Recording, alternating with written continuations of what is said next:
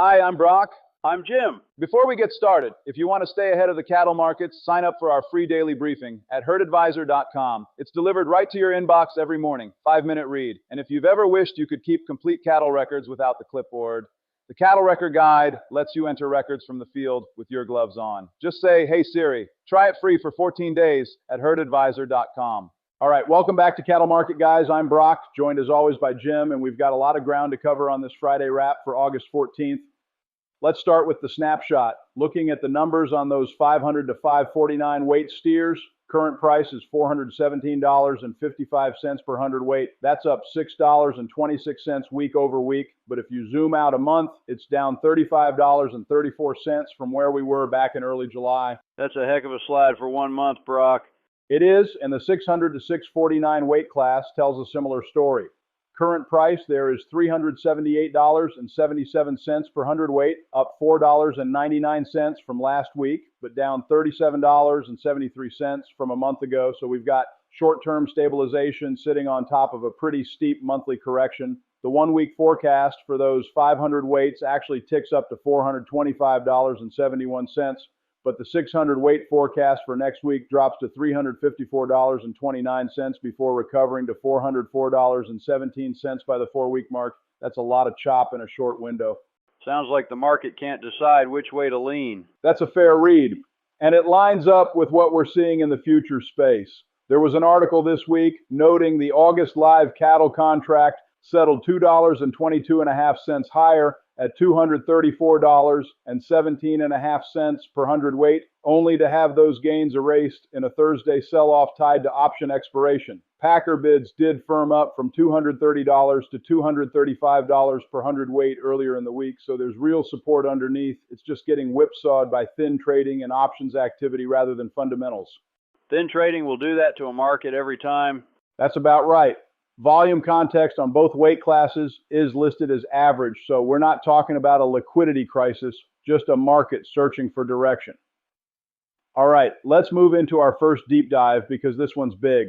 We're talking about meatpacking industry restructuring, and there's a lot happening at once. Tyson announced this week they're anchoring their beef business around just 3 facilities going forward: Dakota City, Nebraska, Holcomb, Kansas, and Amarillo, Texas.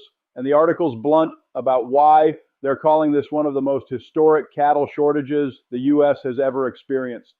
Historic's a big word, but I believe it. It is, and it's not just Tyson. JBS USA is converting their Souderton, Pennsylvania plant away from beef harvesting and processing entirely as of today, August 14th, pivoting that facility to value-added operations instead. The good news for that community is they're preserving around 400 jobs through the transition, but the harvesting capacity there is gone. On top of that, JBS posted a $102 million net loss despite record revenue, which tells you margins are getting squeezed hard even for the biggest players. And then leadership-wise, we've got 2 significant transitions. Stan Linville retiring as CEO of U.S. Premium Beef effective December 26th after nearly 3 decades with the company, and JBS naming Wesley Batista Filio, a founding family member, as their new CEO starting January of 2027. You know, Brock, this whole thing reminds me of something I lived through myself. Back in '93, IBP shut down one of those older plants, and everybody around here started fretting we'd lose a bidder in our area. We'd hauled cattle to that plant for years, knew the buyers by name, and my neighbor Dale swore up and down the Packers were fixing to squeeze us all down to one bid with no say in price at all. So what actually happened? Turned out the volume just shifted over to bigger plants a bit further off, and once those newer facilities got their efficiencies dialed in, basis actually held up better than folks expected. Those plants ran steadier schedules than the old one ever did. That's a really important lesson for producers watching this Tyson and JBS consolidation right now. Fewer plants doesn't automatically mean worse bids or less leverage, but it does mean the bidding landscape is changing shape. And with a historic cattle shortage as the backdrop here, Packers are consolidating specifically because throughput is down and they need to run fewer, more efficient facilities at higher utilization. For producers, that means paying close attention to which regional plants remain active buyers in your area because the procurement map is genuinely shifting under everybody's feet this year. That's the truth. You just can't afford to only know one buyer anymore. Exactly right. All right, let's transition into our second deep dive because weather and climate disruption is hitting cattle production from just about every direction this week. We've got an article out of Latin America warning about a potential super El Nino, possibly the strongest on record, threatening drought conditions in the Amazon and putting the Panama Canal shipping routes at risk, which matters for global trade networks that move beef and feed. That's a long way from West Texas, but it'll ripple back here eventually. It always does. Closer to home, we've got wildfires in British Columbia that have put 50,000 animals inside active evacuation zones, and the smoke has already ruined the region's wine grape crop, so you can imagine what it's doing to pasture and livestock stress. Meanwhile, over in Austria, a scorching European summer is forcing cattle down off the Alpine pastures for early slaughter because there's just not enough grass or water up there anymore, and their grain harvest forecast is down 19% due to drought stress. And then here in the U.S., the weekly drought monitor from August 11th shows drought coverage across the lower 48 increased 4.1% just in the past week, and it's up 7.1% over the past month. And that drought number climbing right in the middle of August doesn't surprise me one bit. Back in '98, we had a drought hit right in the thick of summer, and I ended up hauling water to two pastures that hadn't needed it in 15 years. What did you end up doing with the herd? Culled cows I had no business culling, honestly, just to keep the grass from disappearing on what was left. Every rancher I knew that August was making the same hard calls, and we sold off more pairs than we wanted at prices that weren't great. But the fellas who held on to too much stock without adjusting their numbers got hurt a whole lot worse when the grass never came back that fall. That's the core tension right now, too. With drought coverage expanding 4% in a single week, producers are staring down the same kind of decision point you faced in '98.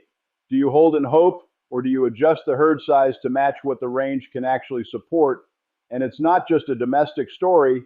Between the El Nino risk to South American production, the BC wildfire evacuations, and the Austrian heat forcing early slaughter, we're looking at simultaneous supply pressure on multiple continents at once. That kind of synchronized disruption tends to tighten global beef supply chains in ways that show up in pricing months down the road. So this is a theme we'll be tracking closely in the weeks ahead. When the grass tells you it's time, you don't wait around for the market to agree with you. That's a line worth remembering. All right, let's roll into our third deep dive, which pulls together the broader price trends and economic outlook for the industry. We already touched on the futures volatility, with that August live cattle contract swinging up to $234.17 before getting erased in Thursday's sell-off.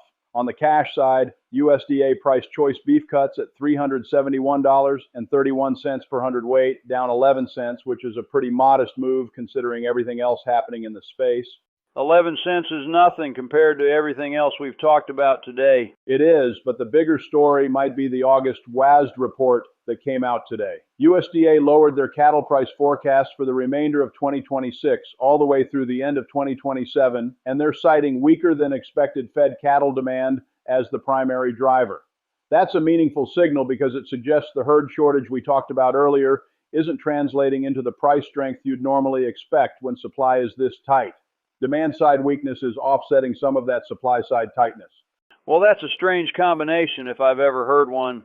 It really is, and here's where it gets interesting. Demand isn't weak across the board.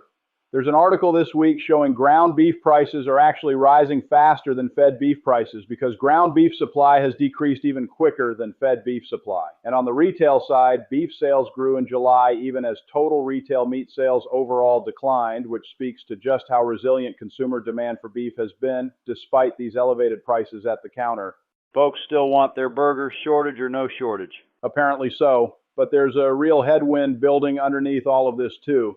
Pasture and range conditions improved through June but have deteriorated since, which lines up exactly with that drought data we discussed in the last segment. So you've got USDA trimming price forecasts on softer fed demand, ground beef bucking that trend on tighter supply, and pasture conditions worsening right as we head into fall. For producers, the actionable piece here is watching that WASDE forecast closely for Q3 and Q4, because if fed demand stays soft while input costs and drought pressure keep climbing, margins are going to get squeezed from both directions. Jim, does that match what you're seeing out there? It sure does.